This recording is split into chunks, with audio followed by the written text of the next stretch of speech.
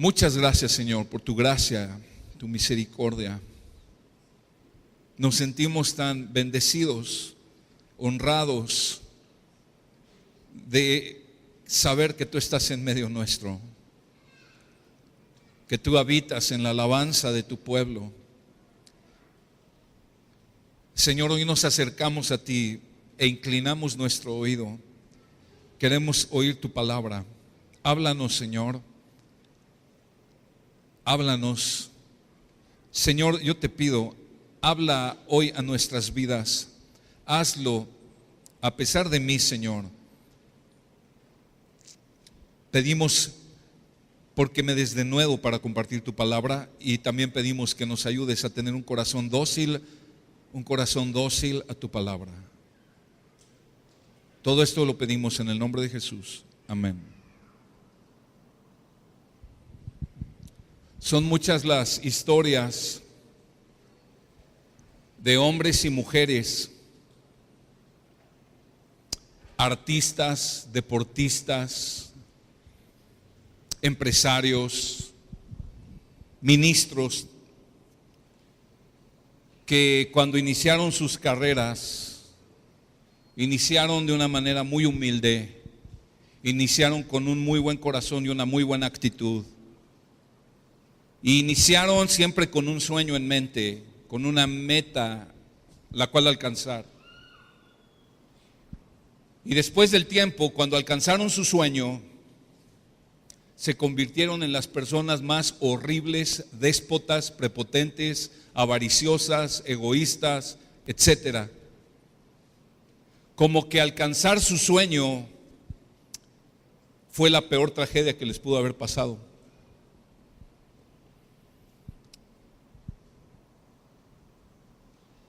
Hoy vamos a ver en la historia de Abraham que Dios le concedió uno de los más grandes sueños que Abraham tenía, que era tener un hijo. Abraham lo tuvo cuando tenía 100 años de edad. Imagina cuánto anheló ese hijo. Pero vamos a ver también en esta historia cómo Dios libró a Abraham de que su hijo se convirtiera en su ídolo. O sea, Dios libró a Abraham de la idolatría por su hijo. Antes de que Dios llamara a Abraham, si tú lees Génesis desde el capítulo 12 en adelante, vas a leer la historia de Abraham. Empieza todo en el capítulo 12. Desde antes que Dios llamara a Abraham, y él vivía en la tierra de Ur de los Caldeos, la Biblia enseña en Josué 24, hace referencia de que Abraham y su familia servían a los ídolos, eran idólatras, y Dios lo escoge por gracia y lo llama en Génesis 12 y le dice a Abraham: vete de tu tierra y de tu parentela, vete a la tierra que te voy a mostrar, haré de ti, te daré una descendencia, haré de ti una gran nación y te voy a bendecir, y etcétera. Y Dios va a lo largo de Génesis en 12 y luego en el 15, en el 17, va ratificando su promesa a Abraham de que Dios le daría descendencia, de que Dios bendecería su descendencia. Esa primera vez que Dios encontró a Abraham, Abraham tenía 75 años. Y Abraham recibe la promesa cuando él tiene ya 100 años. 25 años después de aquel primer encuentro, nació el hijo de la promesa, Isaac. Y entonces llegamos a nuestro capítulo y se piensa que en este tiempo Isaac ya no era un niño, sino que era un adolescente, muy probablemente, o quizás ya tendría unos 20 años, pero era un hombre muy joven. Y dice el texto en versículo 1: aconteció después de estas cosas. ¿De cuáles cosas? Todo lo que nos narra desde el capítulo 12, todo lo que Abraham vivió por 25 años. Dice: aconteció después de estas cosas que Dios probó a Abraham. ¿Qué hizo Dios con Abraham? Lo probó. Para Dios son muy importantes las pruebas. Él siempre prueba el corazón de sus siervos con el propósito de fortalecer el carácter y la fe de sus siervos. Dios siempre a sus siervos les envía pruebas, y aunque Abraham había enfrentado ya muchas pruebas, esta es la prueba más grande que Abraham enfrentó. Santiago capítulo 1, versículo 2 al 4, dice: tengan por sumo gozo, hermanos míos, el que se hallen en diversas pruebas. Sepan que la prueba de su fe produce paciencia, y que la paciencia tenga su perfecto resultado, para que sean perfectos y completos, sin que les falte nada. ¿Qué está diciendo Santiago en el Nuevo Testamento? Tengan por sumo gozo cuando se encuentren en diversas pruebas. Diversas. Pruebas que Dios trae a nuestra vida son diversas. De todos tamaños, colores y sabores. Pero los hijos de Dios enfrentaremos pruebas que Dios manda. Brincamos ahí en Santiago 1 al versículo 12 y dice: bienaventurado el hombre que persevera bajo la prueba, porque una vez que ha sido aprobado, recibirá la corona de la vida que el Señor ha prometido a los que le aman. Y entonces Santiago hace algo y corrige de un error que muchos cristianos caemos. Creemos que la prueba es igual a la tentación, pero aquí hace una diferenciación. Prueba no es lo mismo que tentación. Mira que dice el 13: que nadie diga cuando es tentado, soy tentado por Dios, porque Dios no puede ser tentado por el mal, y Él mismo no tienta a nadie, sino que cada uno es tentado cuando es llevado y seducido por su propia pasión. Es decir, las pruebas vienen de Dios, las tentaciones provienen de nuestros deseos desordenados. Según el texto, la Reina Valera dice al final del versículo 14 que cada uno es seducido por su propia concupiscencia.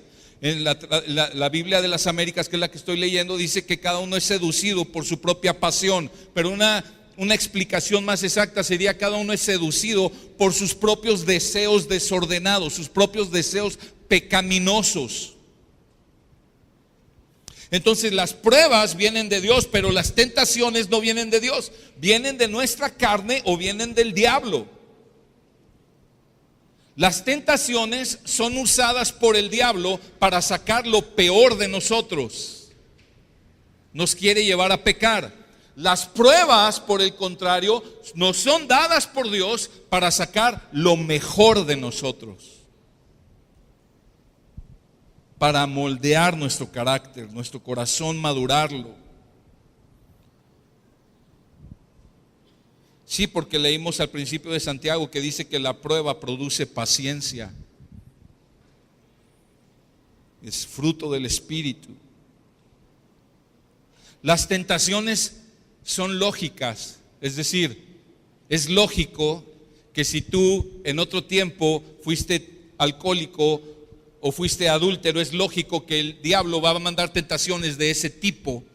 ¿Sí me sigue? Las pruebas no son muy lógicas, porque escucha, Dios le da una promesa a Abraham: te voy a dar un hijo, te voy a dar descendencia, no un hijo, una descendencia. Viene después de 25 años el hijo de la promesa, y luego le dice Dios: ahora sacrifícalo. ¿Tiene lógica humana? No. Las pruebas muchas veces no tienen lógica. Dios nos llama a hacer algo ilógico, algo que para nosotros no tiene mucho sentido. Todos los cristianos lidiamos con tentaciones similares, o sea, con tentaciones para pecar que son similares, pero no todos enfrentamos las mismas pruebas. Las pruebas que enfrentamos nosotros son diferentes. Depende del llamado que haya sobre tu vida, depende también del propósito que Dios tiene para con tu vida, con la vida de los demás hijos de Dios. Pero entonces, nada más quería yo explicar un poquito acerca de lo que es la prueba y acerca de por qué Dios prueba y cuál es la diferencia con las tentaciones, para que no nos confundamos. Y regresamos a nuestro texto en Génesis 22, versículo 2, y vamos a ver cómo Abraham enfrentó la prueba más difícil de su vida. Dice el versículo 2, y dijo Dios: toma ahora tu hijo, tu único, a quien amas, a Isaac, y ve a la tierra de Moriah y ofrécelo allí en holocausto sobre uno de los montes que yo te diré. Años atrás Abraham ya había atravesado pruebas. Cuando Dios llama a Abraham, Dios le dice: vete de tu tierra y de tu parentela a donde yo te voy a decir. Y ahí fue una prueba para Abraham, una prueba inicial. Él tuvo que renunciar a su familia, a sus padres, sus parentela. Solo tomó a su mujer Sara, tomó a su sobrino Lot y se fueron. Entonces, esa primera prueba Abraham la aprobó. Dejó la tierra, dejó su patria, dejó su familia y siguió a Dios. Y así enfrentó diversas pruebas. Algunas las aprobó, algunas no las aprobó.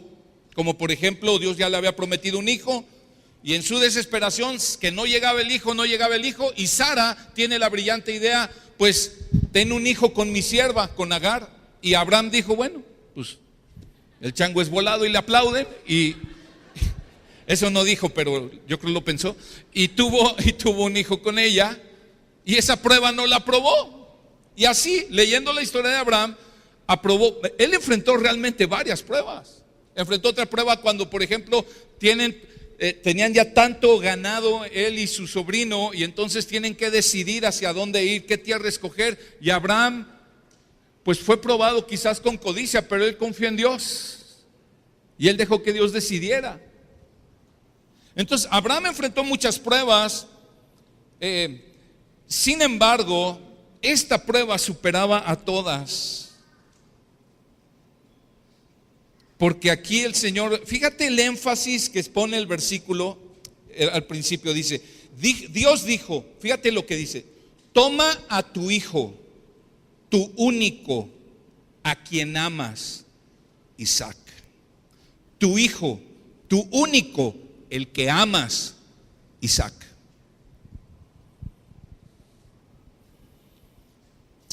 Podemos entender que Dios vio que el corazón de Abraham ya estaba en riesgo de idolatrar a su hijo Isaac, de amar a Isaac por encima que a Dios. Tu hijo, tu único, el que amas. ¿Está mal amar a los hijos? No, claro que no, debemos de amarlos mucho, pero nunca más que a Dios. Cuando Dios le pide a Abraham que sacrifique a su hijo, su único, el que amas, Dios está confirmando que Él quiere que lo amemos a Él por encima de todas las cosas. Jesús dijo lo siguiente, no lo busques, te lo leo en Mateo 10:37. Jesús dijo: el que ama al padre o a la madre más que a mí no es digno de mí, y el que ama al hijo o a la hija más que a mí no es digno de mí. Qué tremendas palabras. Jesús dijo esas palabras a varias personas que aspiraban a ser sus discípulos, y Jesús les dice desde el principio: me tienen que amar a mí por encima de todas las cosas, aún de su madre, de su padre, de su hijo y de su hija. Si no, no pueden seguirme. Y eso no ha cambiado, hermanos. El mandamiento más grande sigue siendo el mismo: amarás al Señor tu Dios con toda tu mente, con todas tus fuerzas, con todo tu ser.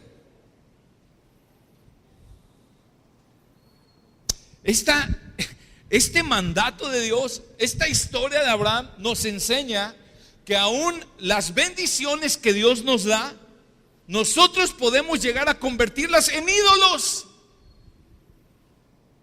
Ese hijo Dios se lo dio. Sara había sido estéril. Dios les dio el hijo. Y Abraham ya estaba en un grande riesgo de convertir ese hijo en su ídolo. Así somos los seres humanos. Nuestro corrupto corazón es muy inclinado a hacer de las bendiciones un ídolo. Te platico un ejemplo en el Antiguo Testamento. En el libro de Números nos narra cuando Dios envió un juicio sobre su pueblo por su rebeldía. Y serpientes estaban mordiéndolos y matando al pueblo. Y entonces Moisés y Aarón clamaron a Dios. Y Dios le da la orden a Moisés: hagan una serpiente de bronce, levántenla ahí en el desierto. Y cuando alguien mire alguien sea mordido por una serpiente venenosa y volteen a ver esa serpiente de bronce, en ese momento, por cuanto confiaron a mi mandato, el veneno dejará de surtir efecto y esa persona sobrevivirá. Y así lo hicieron y Dios hizo un gran milagro. Pero si tú sigues leyendo el Antiguo Testamento y llegas al libro, me parece que es en Segunda de Reyes, tú te vas a dar cuenta que después de muchos años, después de siglos, el pueblo adoraba ya la serpiente de bronce. La tenían como un dios. ¿Por qué? Porque somos muy inclinados a hacer de las bendiciones que Dios nos da un ídolo. A poner todo nuestro amor, nuestro afecto, nuestra confianza, nuestra identidad en un hijo, en el ministerio, en el trabajo, en la empresa, en la familia, en X, Y y Z.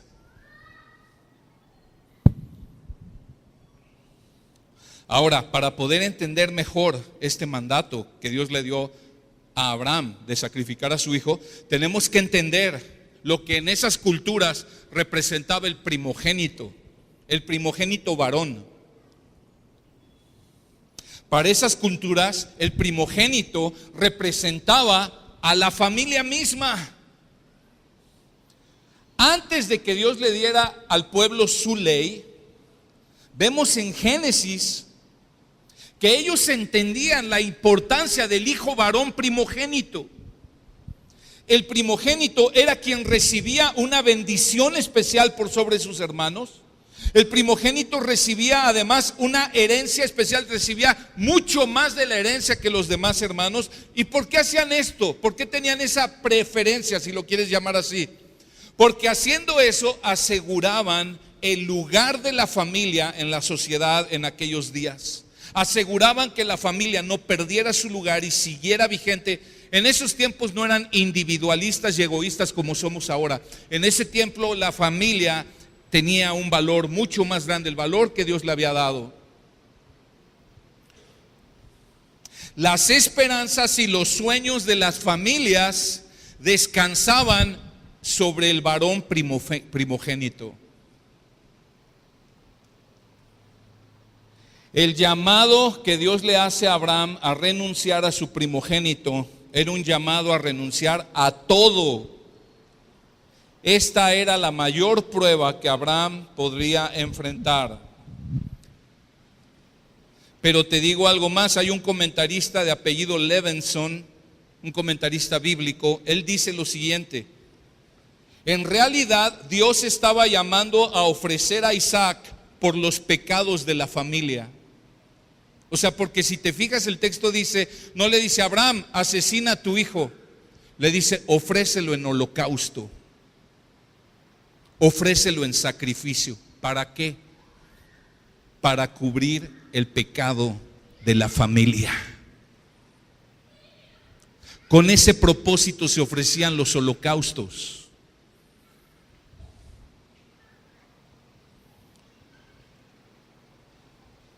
A ver, cuando Dios traía juicio por el pecado, no era algo inusual que el juicio viniera sobre el primogénito. Tú recuerdas las 10 plagas en Egipto, fueron terribles.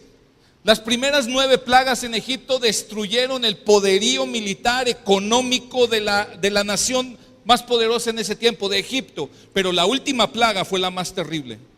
¿Y cuál fue esa plaga? La muerte de los primogénitos. Dios trató con el pecado de Egipto aniquilando a sus primogénitos. De manera que podemos entender con este contexto que el llamado que Abraham recibió era un llamado a sacrificar como un holocausto a su hijo Isaac para cubrir el pecado de la familia.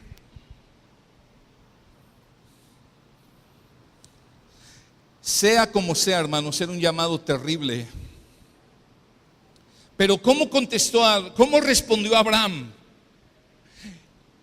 Y mira la obediencia de este hombre de Dios. Versículo 3 y 4. Abraham se levantó muy de mañana, aparejó su asno y tomó con él a 2 de sus mozos y a su hijo Isaac, y partió leña para el holocausto, y se levantó y fue al lugar que Dios le había dicho.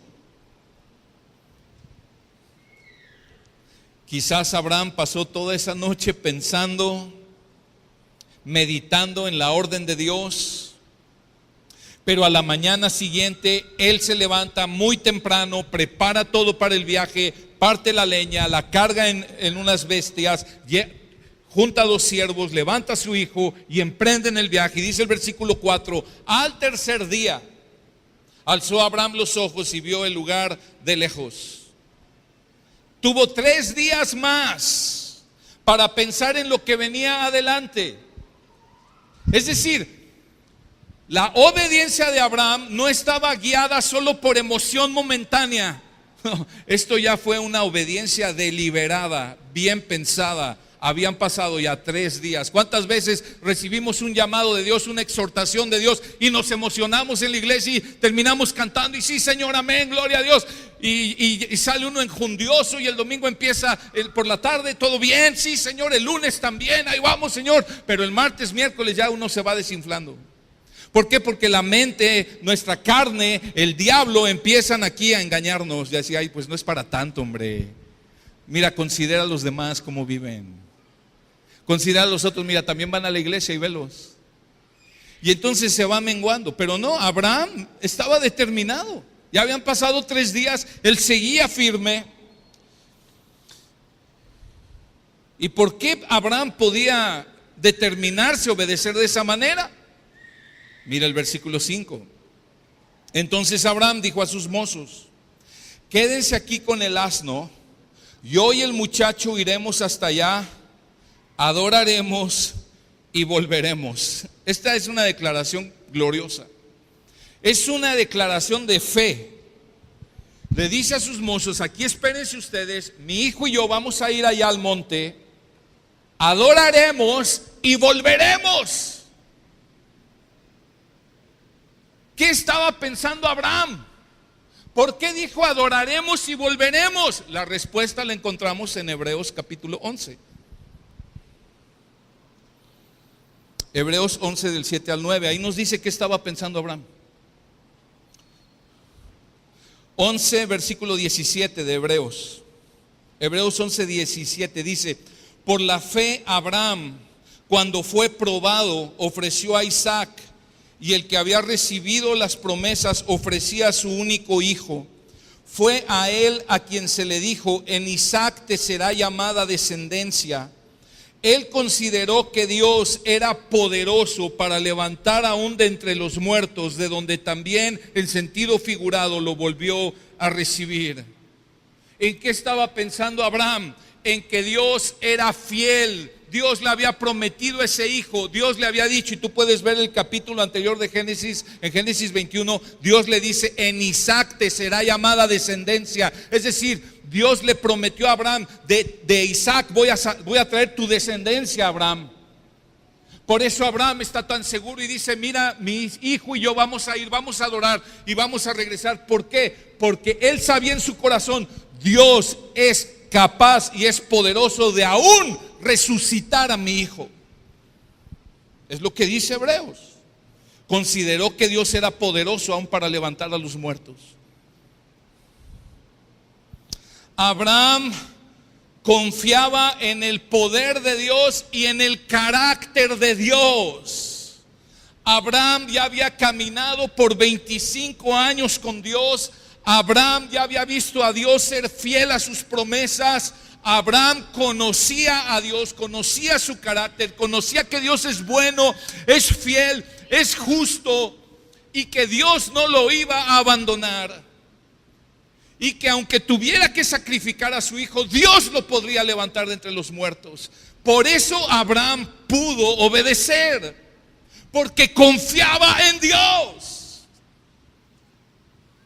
Abraham no se enfocó en las explicaciones. Abraham no se enfocó en, ay, ¿cómo es Dios? A ver, ¿cómo que mate a mi hijo? ¿Cómo que lo ofrezca en holocausto? ¿Cómo que esto? ¿Cómo que aquello? Como nosotros, ¿verdad? Siempre, ay, pero ¿por qué me pide esto? ¿Qué no ve tanto trabajo? ¿Qué no ve tanto que esperé? Y ahora yo ya de 100 años y mi mujer ya bien ruca también, ¿cómo vamos a tener otro hijo? O sea, ¿qué onda, Dios? No, Abraham no se enfoca en explicaciones, Abraham se enfocó en las promesas. Abraham se enfocó en ¿qué? En las promesas. Que Dios era poderoso para levantar aún a su hijo de entre los muertos. Spurgeon decía que las promesas de Dios brillan con más fuerza en el horno de la prueba.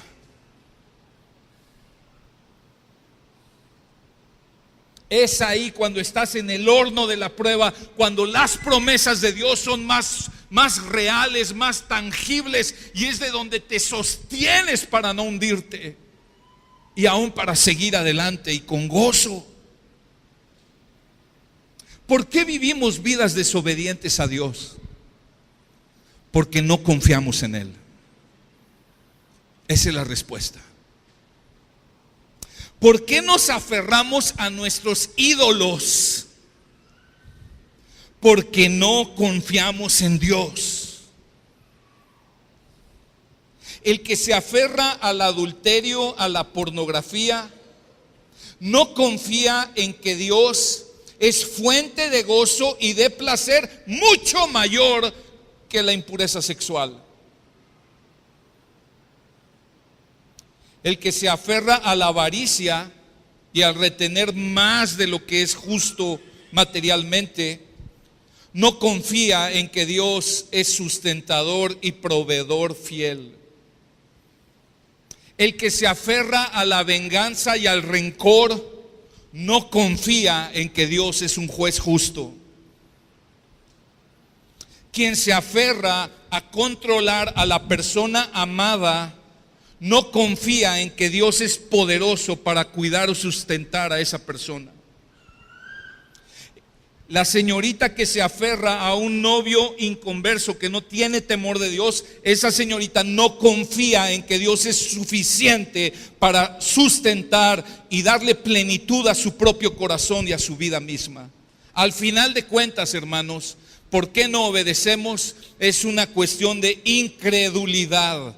Es la desconfianza en Dios lo que nos empuja a confiar en dioses falsos, en ídolos. Es la desconfianza, es la falta de fe, es la falta de confianza en Dios lo que me empuja a la idolatría, a cualquier ídolo. Llámese dinero, sexo, poder, éxito, llámese el ídolo de la comodidad, tener el control, ponle cualquier nombre. Al final de cuentas, hermano, es una batalla de la fe en tu corazón. Es una batalla de que no confiamos en Dios. Y escúchame, incredulidad es una grande afrenta contra Dios.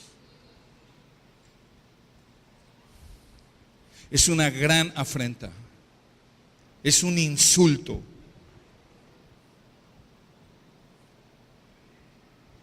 Porque Dios, habiendo manifestado su gloria, su poder a su propio pueblo, su pueblo decide confiar en ídolos. Es un adulterio espiritual.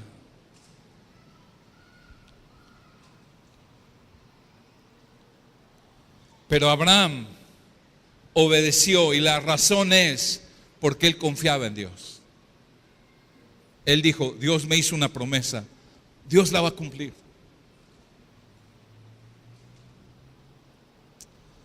Y si seguimos leyendo, ves cómo Abraham dependía totalmente de las promesas de que Dios era su provisión. Dice el versículo 6: tomó a Abraham la leña del holocausto y la puso sobre Isaac su hijo, y tomó en su mano el fuego y el cuchillo, y los dos iban juntos. De este versículo intuimos que Isaac no era un niño chiquito al que le dices: a ver, nene, vente, vamos a jugar. Tú eres un corderito y te voy a amarrar, échese ahí, te voy a amarrar y voy a hacer como que te doy cuello, ¿verdad? No era un niño que podía manipular, ya era un muchacho joven. Lo cargó de la leña. ¿Alguien ha cargado leña? Pesa, es pesada la leña. Y iban a subir el monte. Entonces este ya era un joven fuerte para cargar leña. Dice que llevaba un cuchillo y una antorcha era lo que se usaba para los sacrificios. El cuchillo para degollar, la antorcha para quemar el holocausto. Y habló Isaac a su padre Abraham. O sea, el chavo como que dijo: caray, aquí como que esta ecuación no me está saliendo bien. Le dijo: padre mío. Y él respondió: heme aquí, hijo mío. Y le dijo Isaac: aquí está el fuego y la leña. Pues ¿dónde está el cordero? Así como que tragó, salió. ¿Dónde está el cordero para el holocausto? ¿Ah? Y Abraham responde. Ahora chécate esta respuesta. Una segunda declaración de fe. Dios proveerá para sí el cordero para el holocausto, hijo mío. Y los dos iban juntos. Dios proveerá ¿para quién? Para sí el cordero para el holocausto.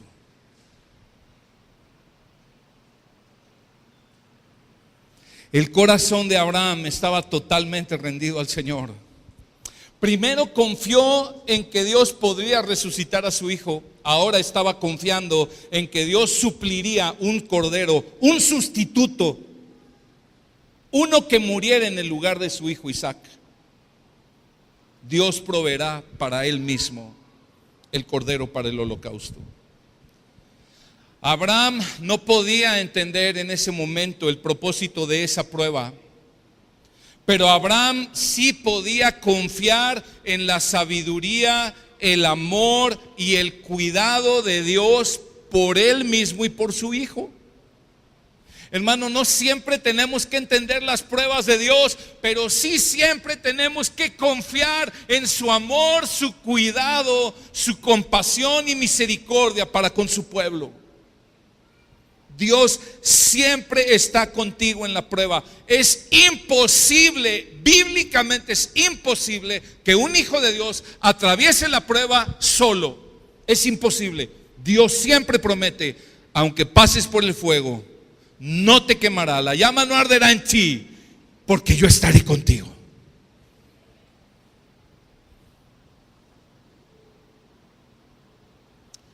Versículo 9: llegaron al lugar que Dios le había dicho, y Abraham edificó allí el altar, arregló la leña, ató a su hijo Isaac y lo puso en el altar sobre la leña. Oye, también es impresionante la actitud de Isaac. Isaac era un joven, su padre ya tenía más de 100 años. Isaac no puso resistencia. Entonces Abraham extendió su mano y tomó el cuchillo para sacrificar a su hijo. Mas el ángel del Señor lo llamó desde el cielo y dijo: Abraham, Abraham. Y él respondió: heme aquí.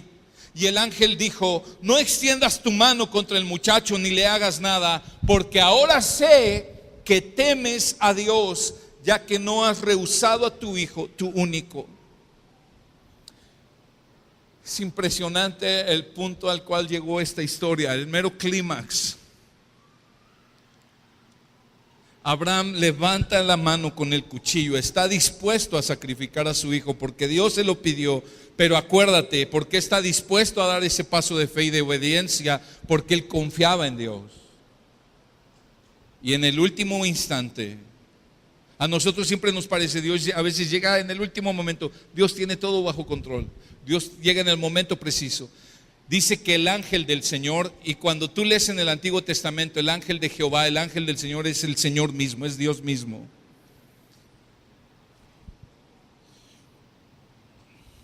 Le dijo: detente, ahora conozco que temes a Dios. No le dijo, ahora conozco que amas a Dios. Le dice, ahora conozco que temes a Dios. Pero, ¿sabes? Hay aquí hay algo escondido ahí. El que teme a Dios, le ama. No todo el que dice, amo a Dios y vengo y le canto y Cristo yo te amo y eres el amor de mi vida y por allá y por acá, pero viven una vida que no hay temor de Dios. No hay temor de Dios. Una cosa es decir, amo a Dios y vivir sin temor de Dios, pero el que verdaderamente ama a Dios vive en un temor de Dios. Es imposible tener temor de Dios sin amarle. Temer a Dios no tiene que ver con miedo. El temor a Dios tiene que ver con un asombro por quién es Dios. Un asombro tiene que ver con una reverencia. Tiene también que ver con un sentido de santidad, de que Él me observa cada instante de mi vida. Pero sobre todo, hermano, temer a Dios tiene que ver con esto: comprometerte con Dios con todo tu corazón. Comprometerte con Dios con todo tu corazón.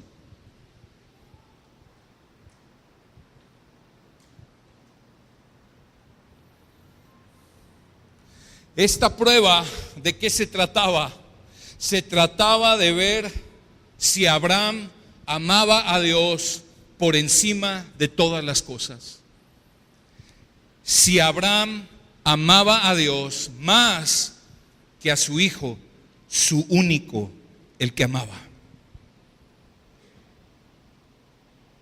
Si Dios no hubiera intervenido con esta prueba, lo más probable es que el amor de Abraham se hubiera desbocado por su hijo y habría terminado amando a su hijo más que a Dios.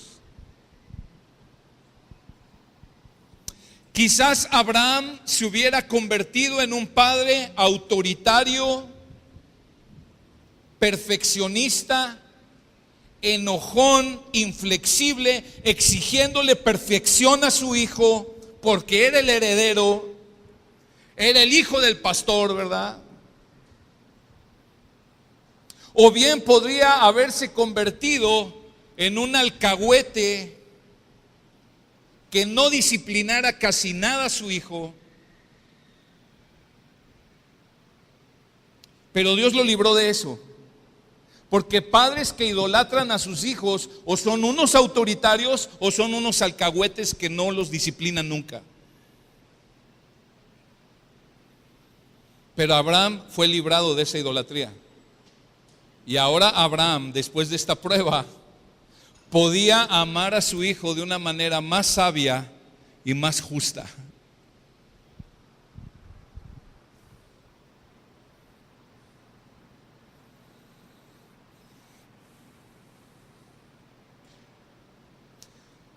Y mira la provisión de Dios.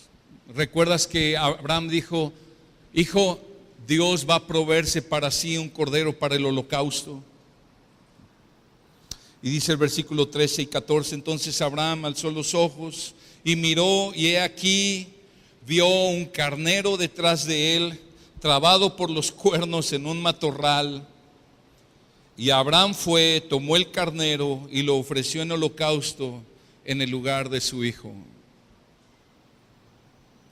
Y llamó a Abraham aquel lugar con el nombre del Señor proveerá, como se dice hasta hoy: en el monte del Señor se proveerá. Dios envió un sustituto para Isaac. Soberanamente. Mira, a veces creemos que las respuestas de Dios van a llegar de una manera acá. A lo mejor podríamos pensar que podría haber llegado un ángel, ¿verdad?, con un animal para el sacrificio y hacer ahí todo, y salvar a Isaac, pero no. Dios provocó que un carnerillo ahí, un carnero silvestre, se atorara en unas ramas, y ahí estaba la provisión, de una manera natural, sobrenaturalmente natural, porque al final era la provisión sobrenatural de Dios.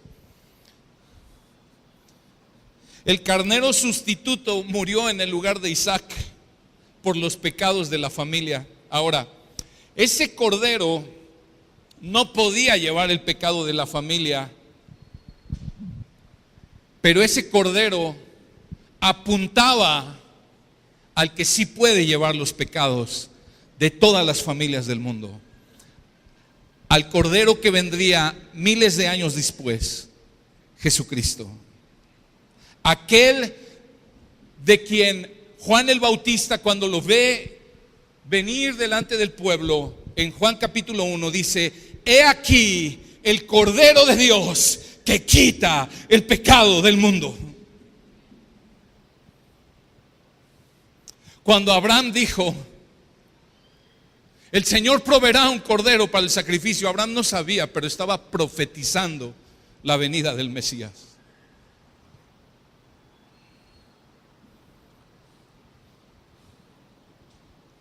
Cuando el ángel del Señor, cuando el Señor mismo le dijo a Abraham: Abraham, detente, pareciera, y siempre me ha gustado imaginar esto, que Dios le estaba diciendo a Abraham: Abraham, detente, no va a ser tu hijo el que tenga que morir por los pecados, va a ser el mío.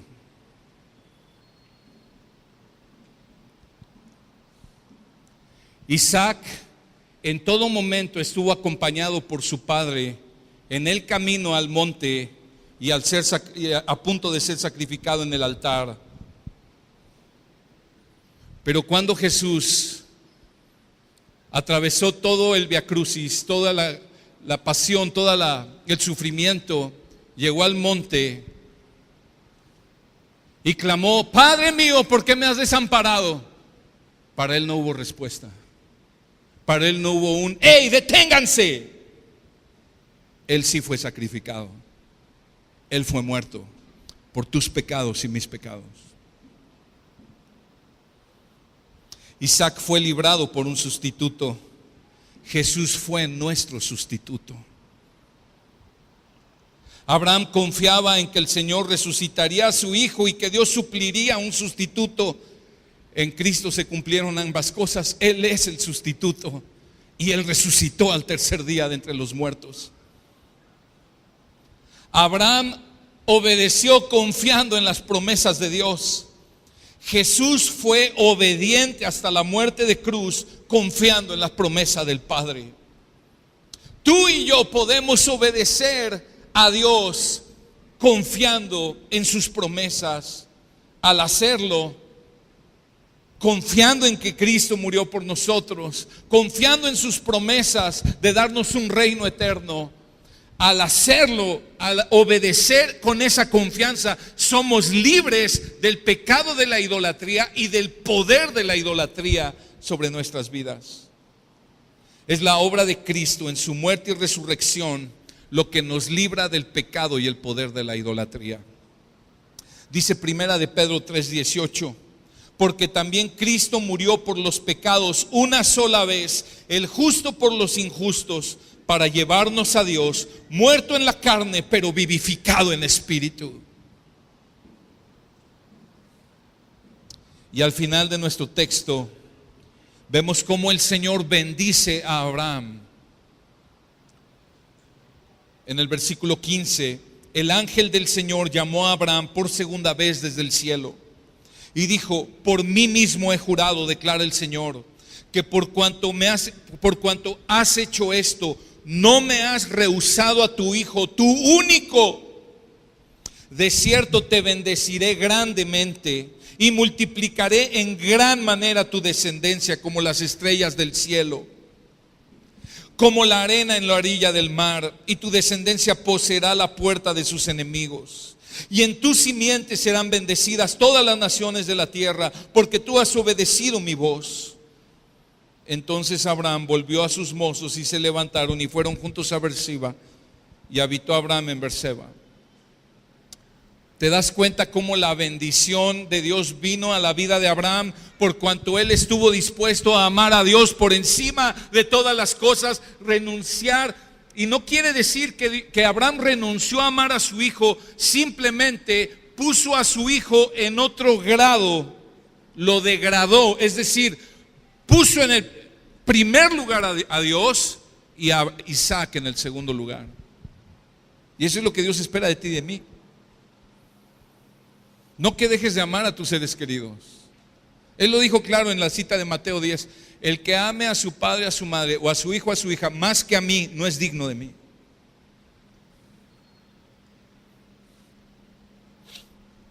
Hay casas que viven y giran alrededor de un chamaquito de 4 o 5 años. Comen lo que el niño quiere comer, van a donde el niño quiere ir. Y perdónenme, pero si el niño no quiere entrar a la escuelita dominical, entonces no entra el patrón. Porque ¿quién gobierna? ¿Alrededor de quién giran esas vidas? Escúchame, el Señor te está llamando. Él quiere ser el primer lugar en tu vida.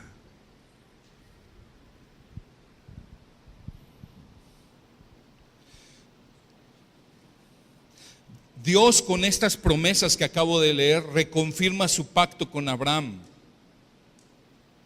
Dios prometió que Abraham y su descendencia y las naciones de la tierra serían bendecidas. Escucha, nunca nos podemos imaginar el alcance que tiene la bendición que viene sobre una persona que ama a Dios por encima de todas las cosas. La bendición para esa persona va a alcanzar a mucho más gente que está alrededor de esa persona, y aún por generaciones. Pero las consecuencias de la idolatría también afectan a los que están alrededor y aún por generaciones.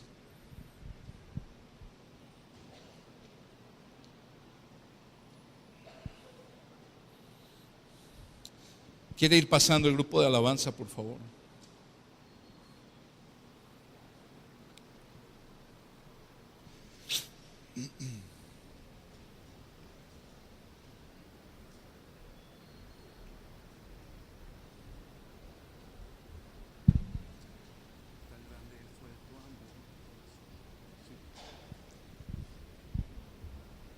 Te quiero hacer unas preguntas para terminar. Pon atención. ¿Cuál es tu Isaac? ¿Qué es aquello o quién es aquel a quien estás amando más que a Jesús? Quiero leer unas palabras del pastor Timothy Keller pensando en esto. Piensa en todas tus desilusiones y quebrantos. Todos ellos tienen que ver con los Isaacs que has levantado en tu vida. Es la pérdida o la decepción que ha venido a tu vida por haber invertido en algo o en alguien y esperabas conseguir de aquello el gozo y la realización que solo Dios te puede dar. Los momentos más dolorosos en nuestra vida son aquellos en los que nuestros Isaacs son amenazados o eliminados. Cuando eso sucede, tenemos dos opciones. O podemos optar por amargarnos y desesperarnos. Podemos optar por aferrarnos a nuestro Isaac.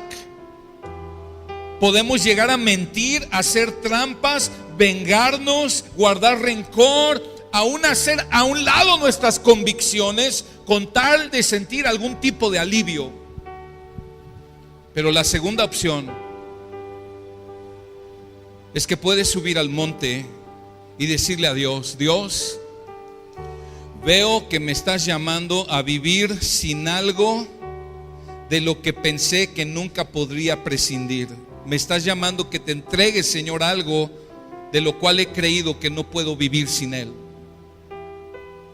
Pero Señor, si te tengo a ti, entonces tengo la única riqueza, la única salud y el único amor, honor y seguridad que realmente necesito y que no puedo perder.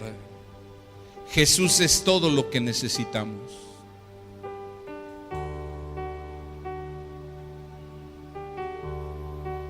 A veces pareciera que Dios nos está matando en medio de la prueba, pero en realidad nos está salvando. Nos está salvando de la idolatría y del engaño de la idolatría. Nos está librando de nuestros ídolos. ¿Cuál es tu Isaac? El Señor te está llamando a rendirlo hoy en el altar, para que seas libre y puedas amarlo a Él con todo tu corazón, tu mente y tus fuerzas. Vamos a orar.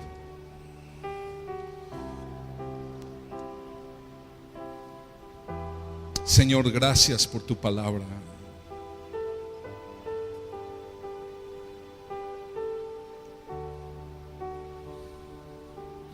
Señor, delante de ti todas las cosas están desnudas.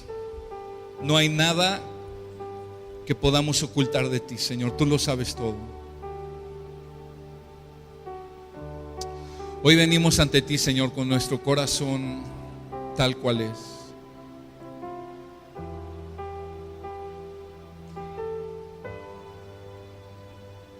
Toma todo nuestro corazón, Señor. El deseo, Dios, de nuestra vida es amarte a ti por encima de todas las cosas. Perdónanos por toda idolatría. Perdónanos por poner toda nuestra confianza, amor, identidad en el sueño que quizás alcanzamos y tú nos diste, y que ese sueño que alcanzamos, aunque empezó siendo una cosa buena, y es una cosa en sí misma buena, pero nuestro corazón perverso lo ha hecho un ídolo. Perdónanos, Señor. Y Señor, es posible que haya aquí algunos de nosotros que estamos viviendo frustrados porque no hemos alcanzado nuestro sueño, porque no hemos tenido la familia, el matrimonio o los hijos que queríamos tener. Perdónanos, porque igual manera, Señor, es una idolatría vivir frustrado y amargado y desesperado por esa razón. Perdónanos. Señor, gracias por recordarnos que solo Jesucristo puede satisfacer el corazón, que solo en ti, Señor, se encuentra la plenitud de la vida. En tu presencia, Señor, hay plenitud de gozo, delicias a tu diestra para siempre. Es tu presencia lo que enriquece el corazón, lo que enternece el alma. Es tu gloriosa presencia, Señor, lo que satisface la sed y el hambre de nuestro sediento corazón. Y es solo tu presencia. Señor, hoy renunciamos a confiar en alguien o en algo que no seas tú. Ayúdanos a confiar en ti, a conocerte y confiar en ti con todo nuestro corazón para poder vivir, Señor, la vida que da gloria a tu nombre. Una vida de obediencia, pero es una obediencia que descansa en la fe en Cristo Jesús. Y es una obediencia llena del poder de tu Espíritu Santo. Bendito y alabado sea tu nombre, Jesús. Esta mañana queremos adorarte a ti y al hacerlo rendir nuestro corazón una vez más delante de ti y pedirte: cautiva mi corazón, Señor. Que mi corazón solamente persiga una cosa, y esa cosa sea tu presencia. Que solamente nuestro corazón anhele y persiga estar delante de ti, amarte a ti por encima de todas las cosas. En Cristo Jesús, Señor. Amén.